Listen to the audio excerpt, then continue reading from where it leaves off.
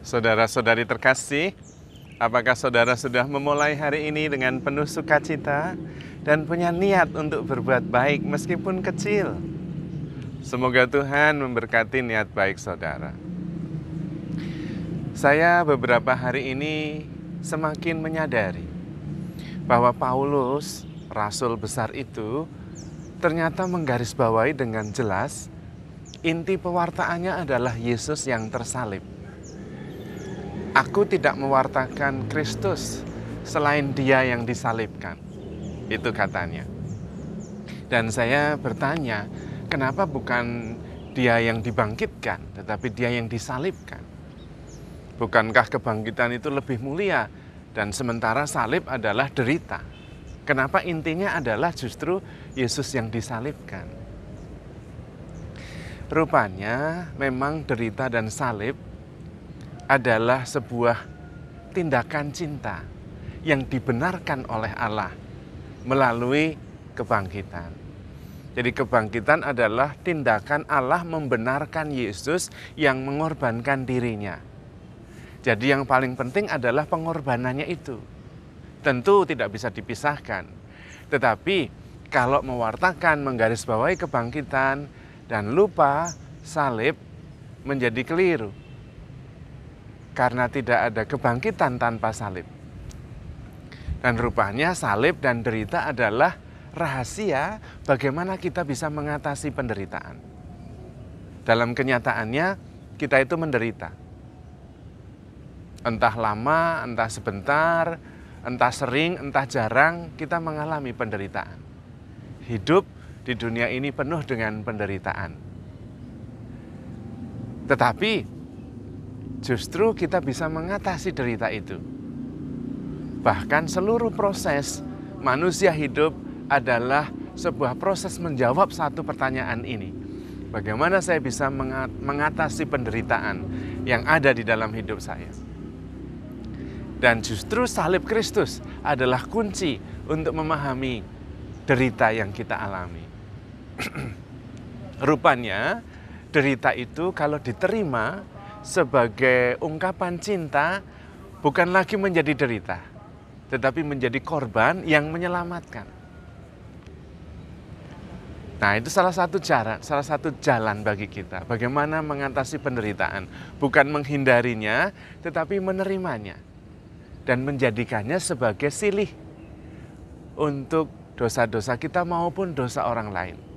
Menerimanya dan menjadikannya sebagai wujud cinta kita untuk orang-orang yang kita cintai. Itulah yang dilakukan oleh Tuhan Yesus. Dia menderita bukan karena ingin menderita, tetapi dia mengalami derita dan menerimanya dan dijadikannya sebagai sarana cintanya. I love you, sampai menyerahkan nyawa. Dan dengan demikian derita bukan lagi derita, tetapi tindakan cinta, the act of love. Orang yang bisa menerima penderitaan dan menjadikannya ungkapan cinta tidak menderita lagi karena dia sedang mencintai pada dasarnya. Dan memang benar, cinta itu berevolusi pada korban. Cinta itu lama-lama akhirnya menjadi korban. Dan itulah jalan Tuhan. Karena itu Paulus dengan sangat tegas mewartakan Kristus, Dia yang disalibkan. Dan memang dalam paradoks yang kita lihat di dalam salib, ketika kita merenungkan salib Kristus, maka ketika kita menderita, kita tidak merasa sendirian. Tuhan juga menderita karena cinta.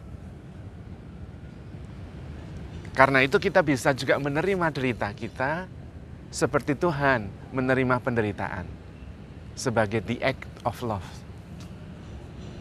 Maka kita tidak sendiri ketika kita menderita. Tuhan juga menderita.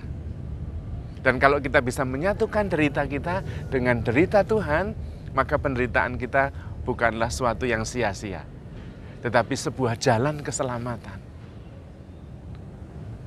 Di dalam salib Kristus itulah terjadi sebuah revolusi. Dari yang semula derita menjadi tindakan cinta. Dan karena itu tidak ada lagi derita. Tentu tidak mencari penderitaan, tidak. Dan tidak perlu. Karena kita sering menderita tanpa mencarinya. Tetapi dengan meneladan Kristus, menyangkal diri, memikul salib dan mengikuti Tuhan Yesus, maka derita berubah menjadi sarana keselamatan. Dan kemudian kita sebagai murid Kristus sungguh-sungguh bebas, free, merdeka. Tidak lagi khawatir akan menderita. Kalau toh menderita, dia akan menerimanya dan menjadikannya sebagai silih ungkapan cinta untuk Tuhan dan untuk sesama.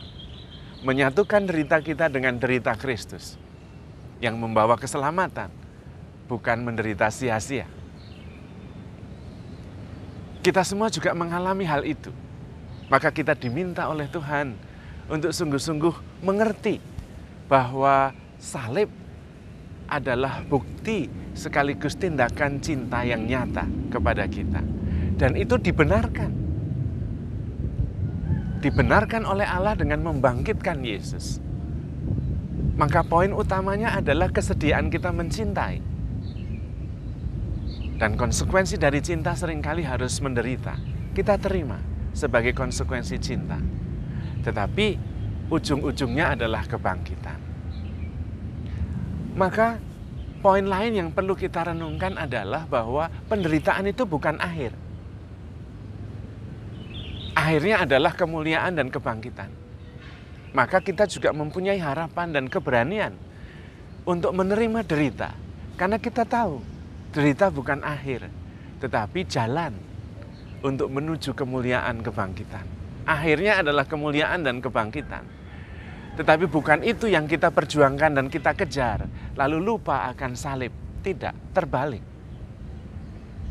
Kesediaan kita menerima derita bersama dengan Tuhan Yesus dan sadar bahwa derita itu bisa menjadi tindakan cinta, maka kita kemudian berani dan ikhlas menerima derita itu sebagai jalan untuk menuju kemuliaan. Apalagi sadar bahwa penderitaan dan salib bukan akhir. Akhirnya adalah kebangkitan dalam kemuliaan. Dan karena itu, seluruh hidup kita mempunyai makna. Tidak hanya berakhir sia-sia. Bahkan kematian adalah jalan kehidupan. Salib adalah jalan kebangkitan. Dan seluruh hidup kita dalam suka dan duka kehidupan ini, yang kebanyakan kita mengalami derita, menjadi berarti. Hidup kita menjadi bermakna, masuk akal, bahkan bernilai begitu dalam ketika kita menjalaninya sebagai korban. Dan karena itu seluruh perjamuan Ekaristi intinya adalah merayakan korban Kristus yang menyerahkan dirinya out of love. Karena mencintai kita. Dan dia menawarkan itu. Inilah tubuhku. Inilah korban. Hostia. Apakah engkau mau juga menjadi seperti aku, hidup di dalam kasih, menjadi korban. Dan umat menerima hostia, korban itu, hosti itu, dengan mengatakan amin, saya bersedia. Dan seluruh hidup kita mengalami revolusi total. Tidak ada lagi derita. Yang ada adalah tindakan cinta. Dan yakin dalam iman bahwa derita itu akan berakhir karena bukan ujung. Ujungnya adalah kebangkitan, kemuliaan. Karena itu saudara-saudari terkasih, marilah kita sungguh-sungguh hidup. Hidup dalam sukacita, hidup di dalam syukur. Kita menerima apa saja, baik dan buruk, dengan penuh sukacita, dengan penuh syukur. Yang baik kita syukuri, yang tidak baik kita terima. Dengan penuh syukur kita jadikan korban tindakan cinta untuk menebus dosa kita dan dosa sesama kita. Karena itu tidak ada lagi peristiwa negatif dalam hidup ini. Baik atau buruk, semuanya puji Tuhan. Karena kita mencintai dan mendasarkan seluruh hidup kita pada kasih akan Allah, kasih kepada sesama. Dan karena itu penderitaan justru menjadi ungkapan cinta. Terutama karena kita sendiri sudah mengalami lebih dulu begitu dicintai oleh Allah. Maka handle yourself with care because you are loved. Tuhan memberkati.